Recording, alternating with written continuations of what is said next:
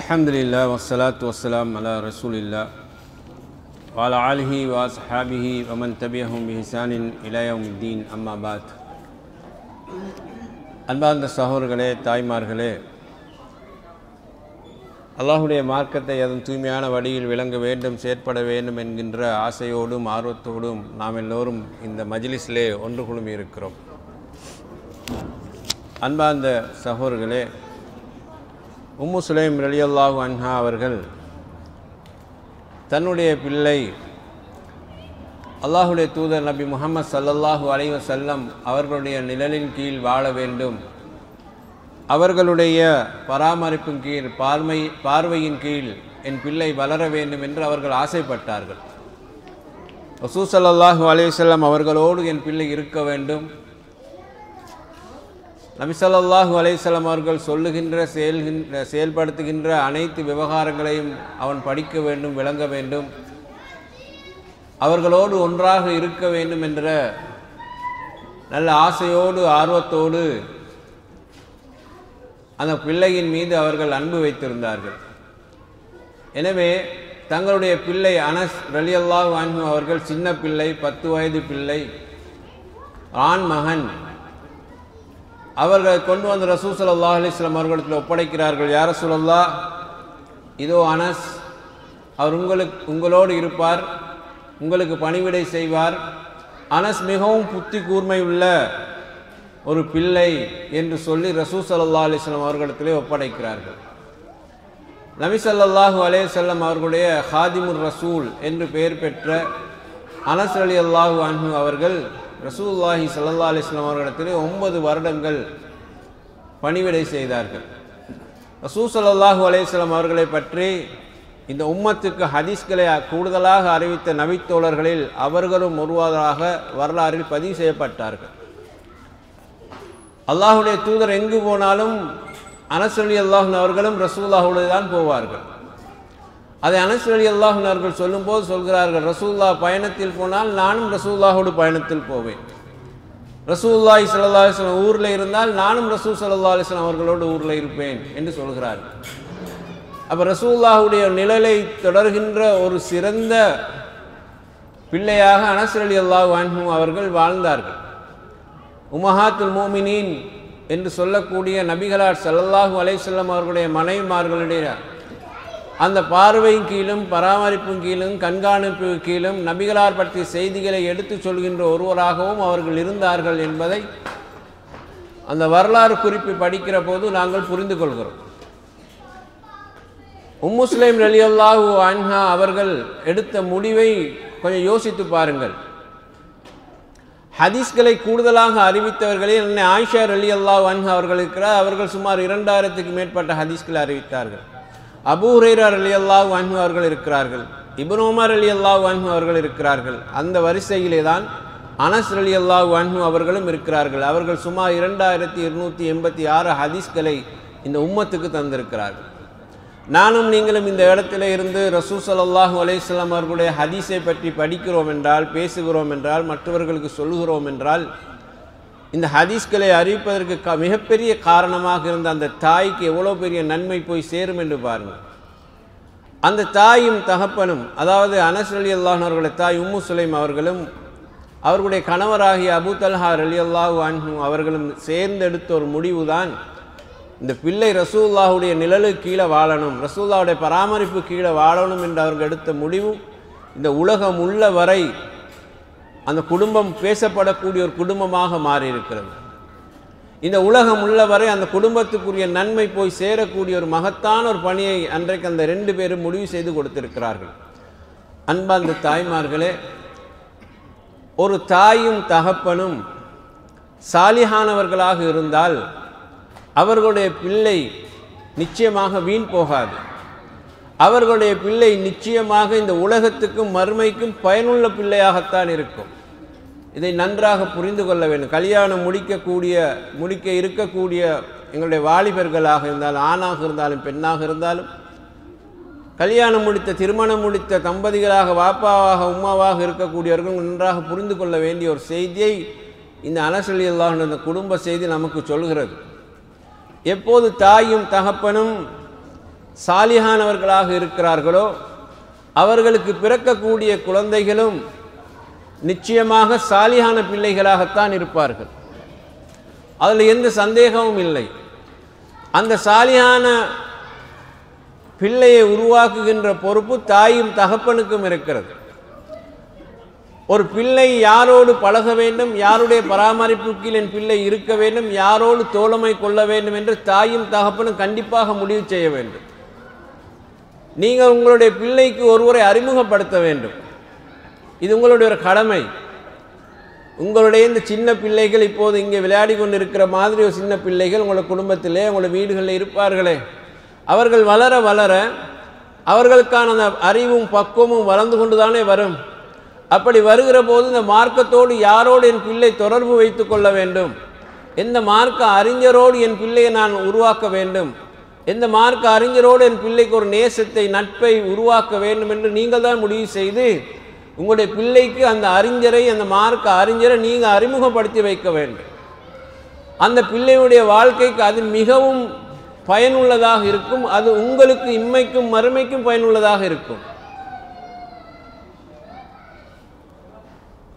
அன்பார்ந்த சகோதரர்களே, இது ஒரு வாப்பாவும் உம்மாவும் பிள்ளைக்கு செய்ய வேண்டிய கடமை. பொதுவாக பிள்ளைகள் தங்களுக்கு என்று ஒரு நண்பரை தெரிவு செய்து கொள்வார்கள். அவங்களோட நண்பர்கள் அவர்கள் எப்படி தெரிவு செய்வார்கள் என்பது நீங்கள் பார்ப்பீர்கள். ஆனால் உங்களுடைய ஒரு கடமை ஒன்று இருக்கிறது என்றால், ஏன் பிள்ளைக்கு யாரை நான் ஒரு மார்க்க அறிஞரை அவனுடைய நட்புக்குரியவராக நேசத்துக்குரியவராக ஆக்கி கொடுக்க வேண்டும் என்ற ஒரு கடமைப்பாடு தாயும் தகப்பனுக்கும் இருக்கிறது. அப்படி நீங்கள் பிள்ளைக்கு ஒரு நல்ல ஒரு மார்க்க அறிஞரோடு தொடர்படுத்தி வைத்தால் நிச்சயமாக அந்த பிள்ளை எந்த நேரமும் மார்க்க அறிவோடு சம்பந்தப்பட்ட பிள்ளையாக இருக்கும், மார்க்க விவகாரங்களோடு தொடர்பற்ற பிள்ளையாக இருக்கும், மார்க்கத்தோடு தன்னை வளர்த்து கொள்ளக்கூடிய ஒரு பிள்ளையாக இருக்கும். அந்த வளர்ப்பு உங்களை நரகத்திலிருந்து பாதுகாக்கக்கூடியதாக அது மாறும். உலகத்தில் எத்தனை பேரை வேண்டுமானாலும் நட்பு கொள்ளலாம், நண்பர்களாக வைத்துக் கொள்ளலாம். ஆனால் நாம் மார்க்கத்தின் அடிப்படையில் ஒருவரை நேசம் கொண்டு அவரோடு உறவு வைத்துக் கொள்கிற போது நம்மளை அது நரகத்திலிருந்து பாதுகாப்பதற்கான ஒரு வழியாக அமையும். எனவே ஒரு சிறந்த ஒரு ஆசிரியரோடு என் மகன் எப்படி தொடர்பு கொள்ள வேண்டும் என்பதை பெற்றோர்களாகிய நீங்கள் தான் அந்த பிள்ளைக்கு அறிமுகப்படுத்தி வைக்க வேண்டும். இரண்டாவதாக பாருங்கள், ஒரு தாயும் தகப்பனும் சாலிஹானவர்களாக இருக்கிற போது அவர்களுடைய பிள்ளைகளுக்கு அவர்கள் துஆ செய்ய கடமைப்பட்டிருக்கிறார்கள். உங்களுக்கு ஒரு பிள்ளை கிடைக்க இருக்கிறது என்றாலும் பரவாயில்லை, கிடைத்ததற்கு பின்னாலும் பரவாயில்லை, நீங்கள் அந்த பிள்ளைக்காக வேண்டி துஆ செய்யக்கூடியவர்களாக முதல்ல நீங்கள் மாறணும். இப்போ இப்ராஹிம் அலைஹிஸ்ஸலாத்து அவர்களுக்கு 80 வயதாகியும் குழந்தை இருக்கவில்லை, தள்ளாடு வயது வருகிற வரைக்கும் குழந்தை இருக்கவில்லை. அவர்கள் அல்லாஹ்விடத்தில் எப்படி குழந்தை கேட்கிறார்கள்? அவர் ஒரு நபி தானே, அல்லாஹ்வினால் நேசத்துக்குரிய ஒரு மனிதர் தானே. ஆனாலும் அவர்கள் அல்லாஹ்விடத்தில் குழந்தை கேட்கிற போது ரப்பி ஹபுல்லி மினஸ் சாலிஹீன், எனக்கு ஒரு குழந்தை யா அல்லாஹ் நீ தர வேண்டும், அது சாலிஹான பிள்ளையாக இருக்க வேண்டும் என்று இப்ராஹிம் அலைஹிஸ்ஸலாம் துஆ கேட்கிறார்கள். அவர் ஒரு சாலிஹான மனிதர். அதுபோல தனக்கு பிறக்கக்கூடிய பிள்ளையும் சாலிஹான பிள்ளையாக இருக்க வேண்டும் என்று இப்ராஹிம் அலைஹிஸ்ஸலாம் துஆ கேட்கிறார்கள். ஜக்கரியா அலைஹிஸ்ஸலாம் அவர்கள் அல்லாஹ்விடத்தில் துஆ கேட்கிற போது ரப்பி ஹப்லிலி, யா அல்லாஹ் நீ எனக்கு ஒரு குழந்தை உன்னிடத்திலிருந்து தான் எனக்கு தர வேண்டும். அது எப்படிப்பட்ட குழந்தை என்றால் ஸுர்ரியத்தன் தய்யிபா, மிக சிறந்த ஒரு குழந்தையாக நீ எனக்கு அதை தர வேண்டும். அந்த குழந்தையிலிருந்து வரக்கூடிய சந்ததிகள் மிகவும் சிறந்தவர்களாக இருக்க வேண்டும். வஜ்அல்ஹு ரப்பி ரலியா, யா அல்லாஹ் நீ எனக்கு தரக்கூடிய குழந்தையை நீ முதல்ல பொருந்தி கொள்ளக்கூடியவனாக இருக்க வேண்டும் என்று ஜக்கரியா அலைஹிஸ்ஸலாம் அல்லாஹ்விடத்திலே துஆ கேட்கிறார்கள். ஒரு தாய் தன்னுடைய கருவறையிலே குழந்தையை சுமந்திருந்தால் கண்டிப்பாக அந்த தாய் அல்லாஹ்விடத்தில் கேட்கணும், யா அல்லாஹ் நீ எனக்கு ஒரு குழந்தையை தந்திருக்கிறாய், உனக்கு எல்லா புகழும், இந்த குழந்தையை நீ பொருந்தி கொள்ளக்கூடிய குழந்தையாக எனக்கு தாயா அல்லாஹ், ஒரு பரிசுத்தமான ஒரு சந்ததிக்குரிய ஒரு குழந்தையாக தாயா அல்லாஹ், என் குழந்தையை நீ சாலியான ஒரு குழந்தைக்குரியதாக ஆக்கி வையா அல்லாஹ் என்று அந்த தாயும் துஆ செய்ய வேண்டும், தகப்பனும் துஆ செய்ய வேண்டும். அதற்கு இந்த நபிமார்கள் இந்த துஆக்களை அவர்கள் முன்னுதாரணமாக வைத்து அல்லாஹ்விடத்தில் கேட்கலாம். நீங்கள் இப்படி சாலியான ஒரு நிலையிலே உங்கள் வாழ்க்கையை அமைத்து கொண்டு உங்களுக்குரிய பிள்ளைகளையும் சாலியானக்குரியவர்கள் ஆக்கினால் அது எவ்வளவு பெரிய பாக்கியம் என்று நீங்கள் பாருங்கள். சூரா கஹ்ஃபில் அல்லாஹ் ரப்புல் ஆலமீன் ஒரு சம்பவத்தை நமக்கு சொல்லி காட்டுகிறான். அது உங்களுக்கு எல்லோருக்கும் தெரியும். படிப்பினைக்குரிய விஷயம் என்ன தெரியுமா? அதில் மூசா அலைஹிஸ்ஸலாம் அவர்களும் ஹதீர் அலைஹிஸ்ஸலாம் அவர்களும் ஒரு பகுதிக்கு போகிறார்கள், ஒரு கிராமத்துக்கு போகிறார்கள். போனால் அந்த இடத்துல அவங்களுக்கு சாப்பிடுவதற்கு இடம் கிடைக்கவில்லை, வசதி இருக்கவில்லை, வாய்ப்பும் இருக்கவில்லை. அப்போது அந்த கிராமத்து மக்கள்கிட்ட கேட்குறா, எங்களுக்கு சாப்பாடு தாங்களேன் என்று. அந்த கிராமத்து மக்கள் சாப்பாடு கொடுக்கவில்லை. 2 பேரும் திரும்புகிறார்கள். திரும்புகிற போது ஒரு இடத்திலே ஒரு சுவர் ஒன்று விழ பார்க்கிறது. சுவர் ஒன்று கட்டப்பட்டிருக்கிறது. அந்த சுவர் இப்படி வளைந்து இருக்கிறது, விழுந்து விட பார்க்கிறது. அப்போ இந்த ஹதீர் அலைஹிஸ்ஸலாம் என்ன செய்தார்கள் என்றால், அந்த சுவரை நாங்கள் நேராக்குவோம் அப்படின்னு சொல்லி அந்த சுவர் விழாமல் இருப்பதற்காக நேராக கட்டுகிறார்கள். மூசா அலைஹிஸ்ஸலாத்துலையும் அந்த இடத்துல 2 பேரும் சேர்ந்து தான் செய்கிறார்கள்.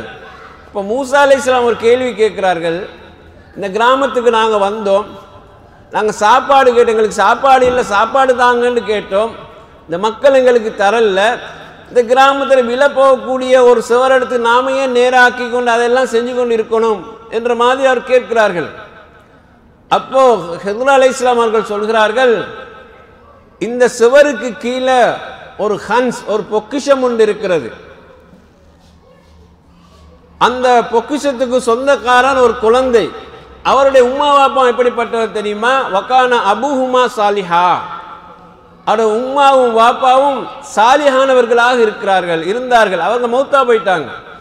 ஆனால் அந்த பிள்ளைக்கு அவங்க சொத்து விட்டு போய்க்கிறாங்க. அந்த சொத்தை அவங்க பாதுகாப்பதற்காக வேண்டி நிலத்தை தோண்டி நிலத்துக்குள்ளே வச்சு அதுக்கு மேலே ஒரு சுவர் கட்டிட்டு போய்க்கிறாங்க. இது பின்னால் என்ன பிள்ளை கிடைக்க வேண்டும், என்ன பிள்ளை இதை அடைந்து கொள்ள வேண்டும் என்பதற்காக பாதுகாப்பாக அந்த சொத்தை அவங்க ஆக்கிட்டு போனாங்க. அந்த ஹன்ஸ் என்று சொல்லக்கூடிய ஒரு பொக்கிஷம், அது ஒரு சொத்துன்னது. அப்போதான் ஹித்ர் அலைஹிஸ்ஸலாம் சொல்கிறாங்க, நான் ஏன் இந்த சுவரை விழப்போன சுவரை நான் நேராக்கி கட்டினேன் என்று அல்லாஹ் தான் எனக்கு உத்தரவு விட்டான். இந்த சுவத்துக்கு கீழே இந்த பொக்கிஷம் ஒன்று இருக்கிறது, அது ஒரு பிள்ளைக்குரிய சொந்தமான சொத்து.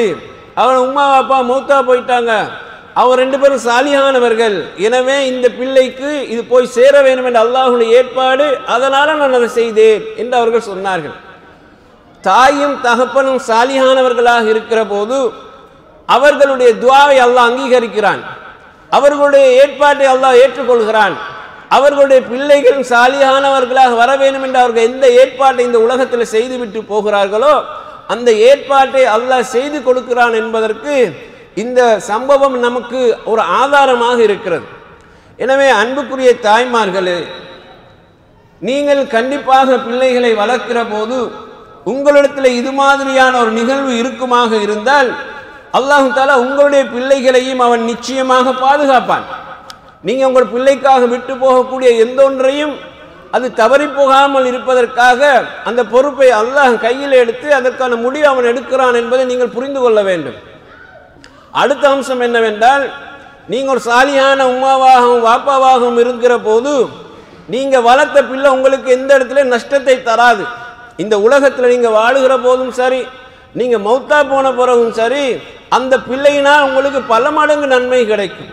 அதில் முதலாவது என்ன தெரியுமா? என்னை பெற்றெடுத்து வளர்த்து ஆளாக்கின உம்மா வாப்பா உயிரோடு இருக்கிறார்கள் அல்லது மௌத்தா போயிட்டார்கள் சொல்லி அந்த பிள்ளை துவா செய்யும் எப்போதும், ரப்பிர் ஹம்ஹுமா கமா ரப்பியானி சகீரா. யா அல்லாஹ், சின்னத்திலேருந்து நீ என்னை பராமரித்தது போல, என்னை என் தாயும் தகப்பனும் பராமரித்தது போல நீ யா அல்லாஹ் அவர்களை பராமரித்துக்கொள், அவர்கள் அருள் புரிவாயாக என்று அந்த பிள்ளை உங்களுக்காக துவா செய்யும். நீங்கள் மௌத்தாவுக்கு முன்னாலும் அல்லாஹ்வுடைய ரஹ்மத்தை உங்களோட பிள்ளை உங்களுக்காக கேட்கும். நீங்கள் மௌத்தா போனதற்கு பின்னாலும் உங்களுக்காக இந்த பிள்ளை ரஹ்மத்தை அல்லாஹ்விடத்தில் கேட்டுக்கொண்டே இருக்கும். ரசூல் ஸல்லல்லாஹு அலைஹி வஸல்லம் அவர்கள் சொல்கிறார்கள், மரணித்து போன பெற்றோருக்கு கிடைக்கக்கூடிய ஒரு நன்மையை சொல்லும்போது அவங்களுக்கு சொர்க்கவாதிகளாக போயிட்டாங்க. அப்போ அவங்க சொர்க்கத்தில் தரஜா கூடிக்கொண்டே போகுது.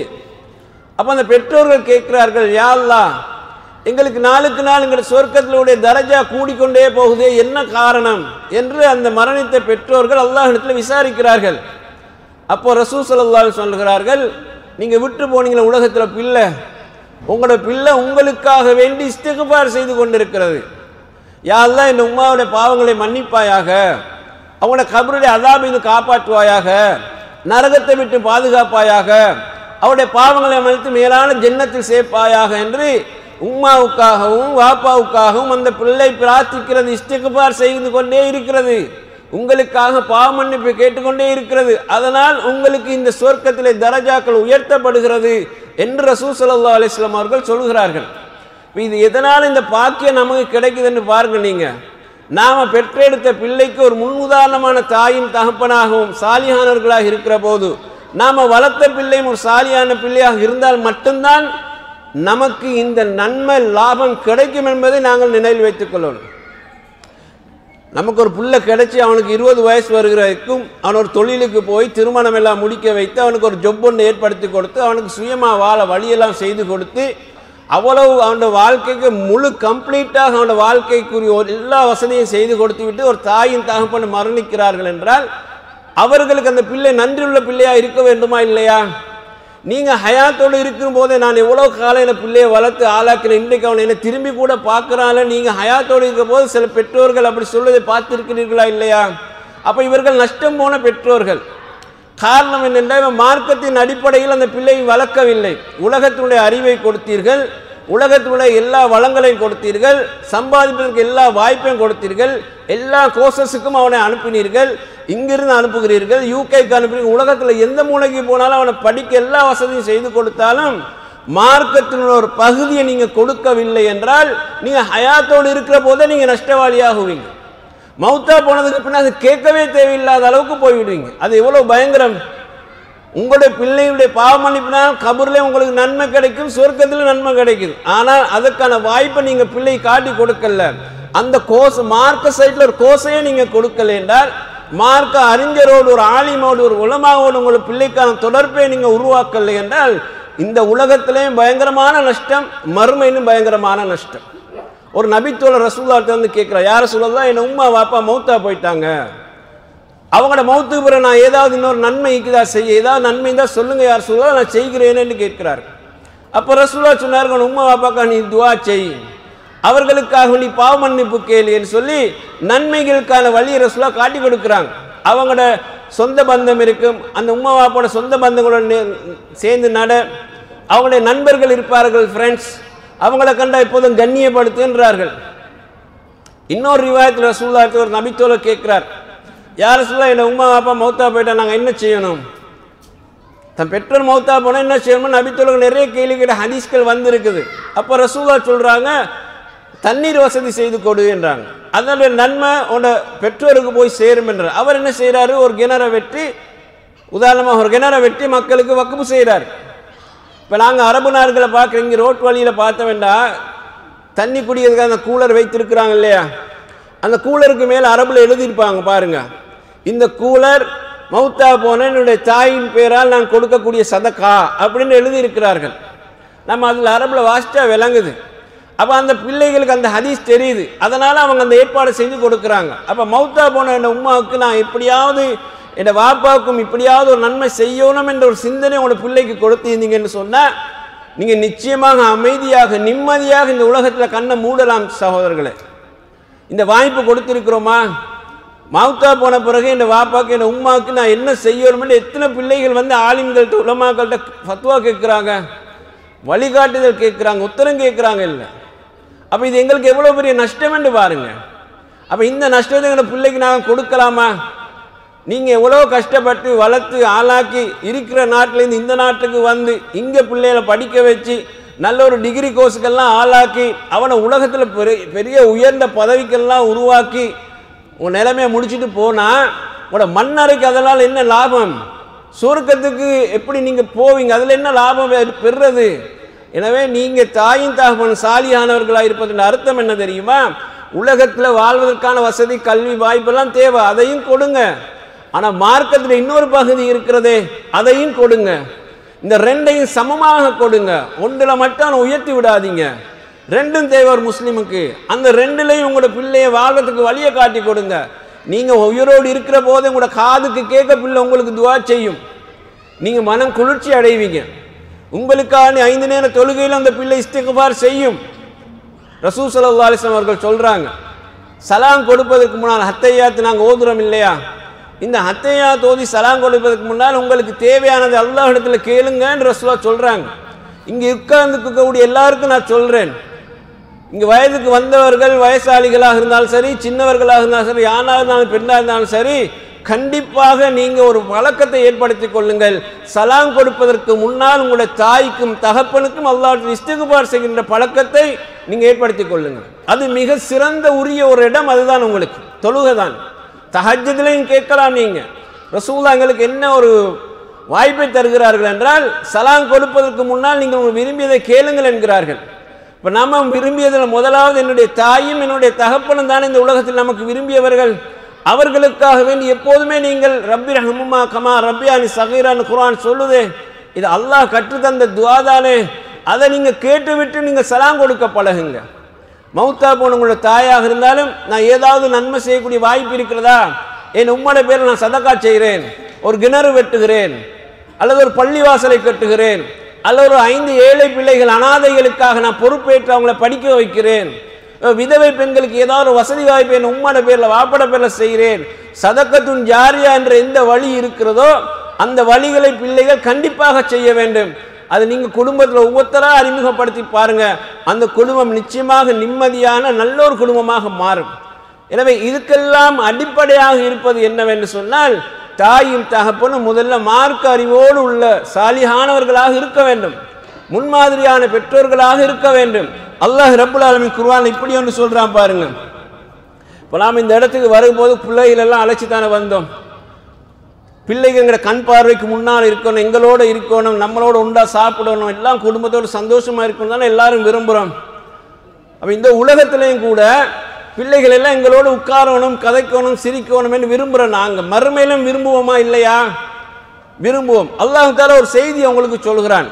வல்லதீன ஆமனு வத்தபாத்தும் ذُرِّيَّتُهُم بِإِيمَانٍ أَلْحَقْنَا بِهِمْ ذُرِّيَّتَهُمْ وَمَا أَلَتْنَاهُم مِّنْ عَمَلِهِم مِّن شَيْءٍ.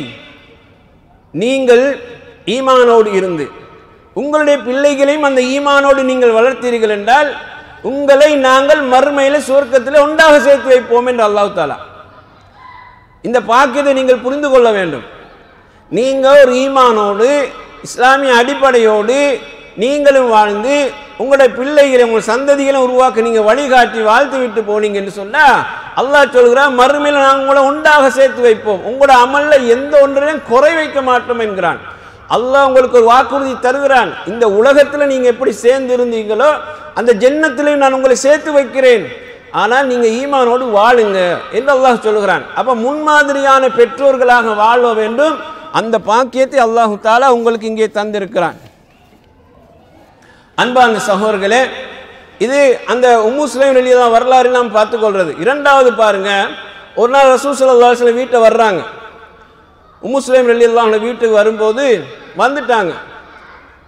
அவ வந்து ரசூல் ஸல்லல்லாஹு அலைஹி வஸல்லம் அவங்க என்ன செஞ்சாங்கன்னா, முதல்ல ஒரு அந்த வீட்டில் 2 ரக்காத் தொழுந்தாங்க. கடமை அல்லாத சும்மா 2 ரக்காத் தொழுகை தொழுந்தாங்க. அப்போ அந்த தாய் என்ன செய்தாண்டா, ரசூலுல்லாஹ்வுக்கு உடனே ஒரு சின்ன விருந்து மாதிரி ஒன்று ஏற்பாடு செய்கிறாங்க. அந்த ஈச்சப்பழம், நெய், அது எல்லாத்தையும் கொண்டு வந்து வச்சு யார் ரசூலுல்லாஹ் சாப்பிடுங்க என்று முன்வைக்கிறாங்க. அப்போ ரசூல் ஸல்லல்லாஹு அலைஹி வஸல்லம் சொன்னாங்க, இல்லைம்மா நான் நோன்பு, நீங்கள் எடுத்ததில் அந்த ஈச்சப்பழத்தை எதில் எடுத்தீங்க அதிலே போடுங்க, நெய்யை எதில் எடுத்தீங்க அதிலே போடுங்க, நோன்புன்னு சொன்னாங்க. தொழுந்த பிறகு ரசூல் அந்த குடும்பத்துக்கு துவா செஞ்சாங்க. தொழுந்த பிறகு அந்த குடும்பத்துக்கு துவா செஞ்சாங்க. இப்போ அந்த தாய் வைக்கிற சாப்பாடு, அல்லாஹ்வுடைய தூதர் எங்களுடைய வீட்டுக்கு வந்திருக்கிறாங்க, அவங்க சாப்பிடணும் என்று இந்த ஈச்சப்பழம் நெய்யெல்லாம் கொண்டாந்து வைக்கிறாங்க. ரசூலுல்லாஹ் சொன்னாங்க, இல்லை நான் நோன்பு, அதை கொண்டு போய்த்து நீங்கள் உங்களோட தட்டிலே அந்த எதில் எடுத்தீங்களோ அந்த பையிலே வச்சுடுங்கன்றாங்க. அப்போது அந்த தாய் என்ன தெரியுமா சொன்னா, யா ரசூலல்லாஹ், எனக்கு ஒரு சின்ன ஒரு ஆசை ஒன்று இருக்கு, தேவை ஒன்று இருக்குது என்று சொன்னாங்க. அந்த தாய், யா ரசூலல்லாஹ், எனக்கு சின்ன ஒரு தேவை ஒன்று இருக்கு, ஆசை ஒன்று இருக்கு, என்னான்னு கேட்டாங்க ரசூலுல்லாஹ். இதோ அனஸ் இருக்கிறாரே, உங்களுக்கு பணிவிடை செய்கிற அனஸ், இந்த மகன், என் மகனுக்காக நீங்கள் துவா செய்யணும் யா ரசூலுல்லாஹ்ன்றாங்க. எவ்வளோ பெரிய பாக்கியம்! அல்லாஹ்வுடைய தூதர் என் பிள்ளைக்கு துவா செய்யணும்னு அந்த தாய் எப்படி விரும்புகிறான்னு பாருங்க. அவங்க சொன்னாங்க, யா ரசூலல்லாஹ், இன்னலி ஹுவைஸா, எனக்கு ஒரு சின்ன ஒரு ஆசை தேவை ஒன்று இருக்கிறது, என்னான்னு கேட்ட நேரம், இந்த உலகத்தில் உள்ள ஹைரும் மறுமையில் உள்ள ஹைரும் சேர்த்து எனக்காக என் பிள்ளைக்கு நீங்கள் துவா செய்யுங்க யா ரசூலல்லாஹ், அதுதான் எனக்கு உங்களிடத்தில் இருக்கக்கூடிய ஒரே ஒரு தேவையாக இருக்குது, அதை தான் நான் உங்கள்கிட்ட கேட்குறேன்னு சொன்னாங்க.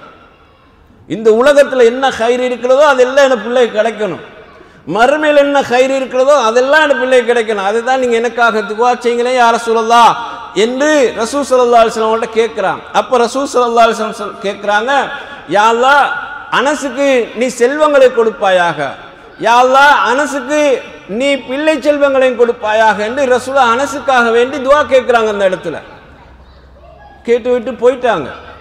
தாய் எப்படி கேட்கன்னு சொல்லி ஆசைப்பட்டாங்களோ அது போல ரசூல் ஸல்லல்லாஹு அலைஹி வஸல்லம் அந்த பிள்ளைக்காக வேண்டி அனஸ் ரலியல்லாஹு அன்ஹு சின்னவர் அவருக்கு துஆ கேட்டாங்க. இந்த துஆவுடைய பரக்கத் என்ன தெரியுமா? அனஸ் ரலியல்லாஹு அன்ஹு அவர்களே சொல்கிறார்கள், மதீனாவில் என்ன போல ஒரு பணக்காரன் இருக்கல், அவ்வளவு பெரிய ஒரு செல்வந்தனாக அவர் மாறினார். அல்லாஹ்வுடைய துஆ, ரசூலுல்லாஹ்வுடைய துஆ எப்படி? யா அல்லாஹ் அனஸை செல்வத்தினால் நீ பெருக்கச் செய்வாயாக, செல்வத்தை கொடுப்பாயாகன்னு கேட்டார். ரசூலுல்லாஹ்வுடைய மௌத்துக்கு பிறகு அவர் பெரிய ஆளாகி அவருடைய வாழ்க்கை வசதிகள் எல்லாம் மாறி மதீனாவிலே அவர் மிகப்பெரிய ஒரு செல்வந்தனாக மாறினார். இரண்டாவது துஆ என்ன கேட்டார் ரசூலுல்லாஹ்? யா அல்லாஹ் இவருக்கு குழந்தை செல்வங்களை கொடுப்பாய் என்று கேட்டார் இல்லையா? அல்லாஹு தாலா எப்படி குழந்தையை கொடுத்தான் தெரியுமா? அவருடைய பிள்ளை, அவருடைய பிள்ளையோட பிள்ளை எல்லாம் சேர்த்து 120 பிள்ளைகள் அனஸ் ரலியல்லாஹு அன்ஹு இருந்தாங்கன்னு அவருடைய வரலாறுல சஹீஹானதாக எழுதப்பட்டிருக்கிறது. 120 பிள்ளைகள் அவருக்கு. அவர் நீண்ட காலம் வாழ்ந்த ஒரு நபித்தோழராகவும் வாழ்ந்துட்டு போனார். ரசூல் அதையும் கேட்டார். அவருடைய ஆயுளுக்கும் சேர்த்து ரசூல் துஆ கேட்டான். நீண்ட காலம் வாழ்ந்தாரு, அல்லாஹ்வுக்கு பொருத்தமான ஒரு மனிதராக அடியாராக வாழ்ந்தாரு. செல்வத்தில் எந்த குறையும் இல்லை, குடும்ப செல்வத்திலும் குறையில்லை, பிள்ளை செல்வத்திலும் குறையில்லை. ஒரு பாக்கியம் நிறைந்த ஒரு பிள்ளையாக அல்லாஹ்வுடைய ரசூல் எப்படி துஆ கேட்டாங்களோ அப்படி அனுபவித்து விட்டு போனார். சகோதரர்களே, ஒரு தாயுடைய ஆசையை பார்த்தீங்களா? என் மகனுக்கு இந்த உலகத்தில் உள்ள ஹைரும் கிடைக்கணும், மறுமையில் ஹைரும் தானே கிடைக்கணும். நாங்கள் அப்போ எப்படி என் பிள்ளையை வளர்க்கணும்? இந்த உலகத்தில் கேட்டு சம்பாதிக்கக்கூடிய எல்லா வழியும் காட்டி கொடுக்குற மட்டும் வாழக்கூடாது. இந்த உலகத்தில் இருக்கிற சம்பாத்தியத்தோடு மறுமையோட ஆஹிராவுடைய ஹைர் எது இருக்கிறதோ அதுக்கு சேர்த்து துஆ கேட்கணும். என் பிள்ளைக்காகன்னு நான் வாப்பாவாக இருந்தால் நான் கேட்கணும். நீங்கள் வாப்பாவும் உங்களோட பிள்ளைக்கு கேட்கணும், யா அல்லாஹ் இந்த உலகத்தில் உள்ள ஹைரை கொடுத்து என் பிள்ளைக்கு நீ பரக்கத்து செய், மறுமையோட ஹைரை கொடுத்து அதில் நீ பரக்கத்து செய், என் பிள்ளை ஒரு சாலியான பிள்ளையாக ஆக்கு, எங்களை இந்த உலகத்தில் ஒன்று சேர்ந்து போற மறுமையில ஜன்னாவிலும் ஒன்று சேரு என்ற கேட்கக்கூடிய ஒரு பாக்கியத்தை கண்டிப்பாக இங்கே உள்ளவர்கள் அதை பழகிக்கொள்ள வேண்டும். சகோதரர்களே, இந்த தாயுடைய வரலாற்றில் எவ்வளவு சிறப்பான ஒரு அம்சத்தை வைத்திருக்கிறார்கள் என்று பாருங்க. அதுபோல பாருங்க, இப்ப அனஸ் ரலியல்லாஹு அன்ஹு ரசூலுல்லாஹ்வுடைய பாதுகாப்பு கீழே தானே வாழ்றாங்க. ரசூலுல்லாஹ்வுடைய பாதுகாப்பு கீழே வாழ்றாங்க. ஒரு சிறந்த பிள்ளையாகத்தான் அவர்கள் இருந்தாங்க. அனஸ் ரலியல்லாஹு அன்ஹு சொல்றாங்க, ரசூலுல்லாஹ்வுக்கு 9 வருஷ காலம் பணிவிட செஞ்சிருக்கிறேன். ஒரு நாளாவது ரசூலுல்லாஹ் என்ன பார்த்து, அனஸ் இது ஏன் இது இப்படி செஞ்சாய், ஏன் இது இப்படி செய்யல, ஏன் அப்படி செய்யலன்னு ரசூலுல்லாஹ் என்னை கண்டித்ததே கிடையாது, என்னை பற்றி அப்படி பேசினதே கிடையாது. ஒரு நாள் ரசூலுல்லாஹ் என்னை கூப்பிட்டு, அனஸே இப்படி ஒரு வேலைக்கு இந்த இடத்துக்கு போய் வா என்று என்னை அனுப்பி வைத்தார்கள். அனஸ் ரலியல்லாஹு சின்ன பிள்ளை தானே, 10 வயசு தானே. அவர் மனசுக்குள்ள சொல்றாரு, அல்லாஹ் ரசூலுல்லாஹ் சொல்றாங்க ஆனால் போகக்கூடாது அப்படின்னு மனசுல சொன்னாலும் அல்லாஹ்வுடைய தூதருடைய வார்த்தை தட்ட முடியாதே. சரி நான் போறேன்னா அவர் போறார். போற வழியில பார்த்தா இந்த சின்ன பிள்ளைகள் இப்படி விளையாடுற மாதிரி விளையாடி கொண்டு இருக்கிறாங்க. கொஞ்சம் பிள்ளை அந்த மதீனாவிலே சின்ன பிள்ளைகள் விளையாடி கொண்டு இருக்காங்க சொல்லி தான் போற வழியில. இப்ப இவரும் ஒரு 10 வயசு சின்னவர் தானே, அவர் அந்த விளையாட்டை பார்த்தா லைத்து போயிட்டார், அதுலேயே அவர் மூழ்கிட்டார். போனவரை காணல. ரசூலா பார்க்குறேன், இங்கே அனஸ் நான் ஒரு வேலையை அனுப்பி இந்த இடத்துக்கு போய் வரட்டுமே என்று என்ன காணல. இப்போ ரசூலா திரும்பி வந்து கொண்டு இருக்கிறாங்க. அவரை தேடி பார்த்தா அனஸ் அந்த பிள்ளைகளோடு இருக்கிறாங்க. அப்படியே பின்னால் போய் கையை வச்சாங்க. அவனை பொருளை களத்துக்குங்க களத்தில் வச்சுட்டு கேட்குறாங்க, அனஸே என்ன போனியா, என்ன நடந்து அப்படின்னு கேட்குறாங்க. ரசூலா கேட்கும்போது அனஸ் சொல்கிறாங்க, ரசூலா அப்படி கையை வச்சாங்க, நான் திரும்பி பார்த்தேன், ரசூலா முதல்ல சிரிச்சு கொண்டு தான் இருந்தார்கள். அவர் எல்லாம் அவ்வளோ அழகாக அறிவிக்கிறாருன்னு பாருங்க. ரசூலா என்கிட்ட வந்தாங்க, வந்து கையை வச்சாங்க, நான் யாரெல்லாம் கையை வைக்கணும்னு திரும்பி பார்த்தா அல்லாஹ்வுடைய தூதர். முதல்ல அவங்க சிரிக்கிறாங்க, சிரிச்சுட்டு கேட்குறாங்க, அனஸே போயிட்டு வந்துட்டியா, போன வேலை என்னாச்சுன்ற மாதிரி கேட்டாங்க. அல்லாஹ்வுடைய தூதரே இந்த இந்த இப்போ போகிறேன்னு அப்படி நான் ஓடிட்டேன், அப்படி அந்த வேலைக்காக நான் போனேன்னு சொல்கிறாங்க. இந்த அளவு ரசூலுல்லாஹ்வோட அந்த பண்பாட்டு கீழே அவங்க அந்த பண்பாட்டை வளர்த்து எடுத்துக்கொண்டாங்க. அல்லாஹ்வுடைய தூதர் எப்படி என்னோடு பண்பாக நடந்து கொண்டார்கள் என்பதை தான் அனஸ் ரலியல்லாஹு அறிவிக்கிறாங்க. அந்த பண்பாடு அனஸ் ரலியல்லாஹு வாழ்க்கையிலும் கடைபிடிக்கிறாங்க. அனஸ் ரலியல்லாஹு வீட்டுக்கு வர்றாங்க, லேட்டாகி வர்றாங்க. வரப்போல தாய் உம்மு சுலைம் கேட்குறாங்க, என்ன மகன் எங்கே போனேன், ஏன் இவ்வளோ நேரம் லேட், என்ன தாமதம்? அல்லாஹ்வுடைய தூதருடைய வேலைக்காக நான் போனேன் அப்படி என்றாங்க. அப்போ தாய் கேட்குறா, அது என்ன வேலை? அது சீக்ரெட், உங்களுக்கு சொல்லலான்றார். அவர் என்ன சொன்னார் அனஸ் ரலியல்லாஹு அது ஒரு சீக்ரெட், அது உங்களுக்கு சொல்ல, அந்த ரகசியம் உங்களுக்கு சொல்லலாது. தாய் சொன்ன என்ன தெரியுமா, மகனே அல்லாஹ்வுடைய தூதருடைய சீக்ரெட், அந்த ரகசியத்தை நீ யார்கிட்டையும் சொல்லாதேன்றாங்க. அல்லாஹ்வுடைய தூதருடைய சீக்ரெட் ஒரு ரகசியத்துக்கு தானே அனுப்பினாங்க, அந்த வேலையை முடிச்சுட்டே தானே. இப்போ நான் கேட்டு நீ சொல்லாத மாதிரி அல்லாஹ்வுடைய தூதருடைய ரகசியத்தை நீ யாருக்கும் சொல்லாதேன்றார்கள். அவர் சொல்கிறார், அதுக்கு பிறகு நான் யார்கிட்ட ரசூலுல்லாஹ் சொன்ன அந்த ரகசியத்தை நான் சொல்லவே இல்லைன்னு அனஸ் ரலியல்லாஹு அன்ஹு அவங்க வாழ்க்கையில் சொல்லவே இல்லாது, மௌத்தா போகிற வரைக்கும் சொல்லலை அவர். இந்த ரசூலுல்லாஹ் நம்மளை நம்பி ஒரு ரகசியத்துக்கு அனுப்பினாங்க, அந்த ரகசியத்தை நான் பாதுகாக்கணும். எப்போ? சின்ன வயசுல. தாயும் சொல்றா ரகசியம் ஒன்று சொல்லிட்டார் ரசூலுல்லாஹ், நீ யார்ட்டையும் பரப்பிடாத மகனேன்றாங்க. அப்ப அனஸ் ரலியல்லாஹு இந்த ஹதீஸ் அறிக்கும் போது சொல்றா, நான் அன்றைக்கு சொன்னது தான் இன்றைக்கு வரைக்கும் அந்த ரகசியத்தை நான் யார்கிட்டையும் சொல்லலைன்றாங்க. பண்பாட்டை பாருங்க, ஒரு தாய் எப்படி வளர்க்குறான்னு பாருங்க. அப்போ ஒரு தாய் குழந்தையை வளர்க்குற போது இந்த உண்மை, மகனை நீ எங்கிருந்தாலும் உண்மையை சொல்லி, பாதிப்பு வந்தாலும் பரவாயில்லை, மகனை நீ எங்கிருந்தாலும் பொய்க்கு சப்போர்ட் பண்ணாத, ஆதரவா இருக்காத, அப்படின்ற மாதிரி இந்த அஹ்லாக் என்ற ஒரு பகுதி ஒன்று இருக்குது, பண்பாடுகள் என்ற ஒரு பகுதி, அந்த பகுதியோடு பிள்ளைகளை சின்ன வயசுலேருந்தே போஷிக்கணும். நாங்கள் அதை கொஞ்சம் கொஞ்சமாக நாங்கள் பிள்ளைக்கு சொல்லணும். அப்படி சொல்லி சொல்லி தான் அந்த பிள்ளையை வளர்க்கணும். அந்த வளர்ப்பு தான் அந்த பிள்ளையுடைய எதிர்காலத்தில் மிக முக்கியமான ஒரு நல்ல பிள்ளையாக வளர்வதற்கான ஒரு வாய்ப்பாக இருக்கும். இதை நீங்கள் புரிந்து கொள்ள வேண்டும். அது மாதிரி இன்னொரு சந்தர்ப்பத்தை பாருங்க, ரசூல் ஸல்லல்லாஹு அலைஹி வஸல்லம் ஸைனப் ரலியல்லாஹு அன்ஹா அவர்களை மனம் முடிச்சாங்க. அப்போ இந்த செய்தி வந்து உம்மு சுலைம் ரலியல்லாஹு அன்ஹா அவர்களுக்கு சொல்றாங்க, ரசூலுல்லாஹ் இப்படி ஸைனப் ரலியல்லாஹு அன்ஹா அவர்களை மனம் முடிச்சிருக்கிறாங்கன்னு. அப்போ உம்மு சுலைம் ரலியல்லாஹு சொல்றாங்க, நான் ரசூலுல்லாஹ்க்கு ஏதாவது ஒரு ஹதியா கொடுக்கணும், அவங்களோட ஒரு ஆசை, நான் ரசூலுல்லாஹ்க்கு ஏதாவது ஒரு ஹதியா கொடுக்கணும் அப்படின்னு சொல்லி ஒரு சமையல் சமைக்கிறாங்க, சாப்பாடு. அந்த சாப்பாடு என்னென்னா நெய், ஈச்சப்பழம் எல்லாம் போட்டு ஒரு மிக்சரான சாப்பாடு. இப்போ நாங்கள் இன்றைக்கு குவைட்லேயும் பார்க்குறோம், ஏதோ சாப்பாடு அரபிக்கு கூடாது சாப்பாடு வச்சா நம்ம நாட்டுக்கும் அவங்க சாப்பாட்டுக்கும் வித்தியாசம் ஒன்று இருக்குது.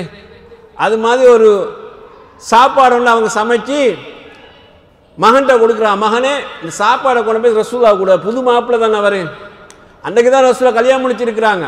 இப்போ இது உம்மு சுலைம் கேள்விப்பட்டோன்னா நம்ம ஏதாவது ஒரு ஹதியா கொடுக்கணும் என்று அவங்க உடனே ஒரு டிசைட் பண்ணி சாப்பாடு ஒன்றை சமைச்சு மகன்கிட்ட கொடுக்குறான், மகனே இதை கொண்டு போய் ரசூலுல்லாஹ் கொடு. இப்போ அனஸ் ரலியல்லாஹு ரசூலோட வீட்டுக்கு எடுத்துகிட்டு வந்து ரசூலோட கொடுக்குறாங்க. ரசூலுல்லாஹ் சொன்னாங்க, அனஸ் அந்த சாப்பாடு அப்படி வைங்க, கீழே வைங்க, வச்சுட்டு ரசூலுல்லாஹ் இன்வைட் பண்ணுறாங்க. இப்போ நாம் கல்யாணத்துக்கு இந்த இன்வைட் பண்ணுவோம் ஆட்களை, அது மாதிரி ரசூல் ஸல்லல்லாஹு அலைஹி வஸல்லம் சொல்கிறாங்க அனஸ் ரலியல்லாஹு பார்த்து, அனஸே இன்னார் இன்னார் இன்னார் இவங்க எல்லாத்தையுமே இந்த சாப்பாட்டுக்கு கூட்டி கொண்டு வா. அப்போ சாப்பாடு என்ன சாப்பாடு? அது புது மகன் திருமணம் முடித்து அன்றைக்கு சாப்பாடு போட்ட சாப்பாடு அது. அப்போ சரி என்று அவர் போகிறார். ரசூலுல்லாஹ் இன்னொன்று சொல்கிறாங்க, மகனே இன்னார் இன்னாரும் அழைச்சிட்டு வா, அதே நேரம் நீ போகிற வழியில் யார் யாரெல்லாம் காண்றியோ அவங்களையும் சேர்த்து கூட்டி கொண்டு வான்றாங்க.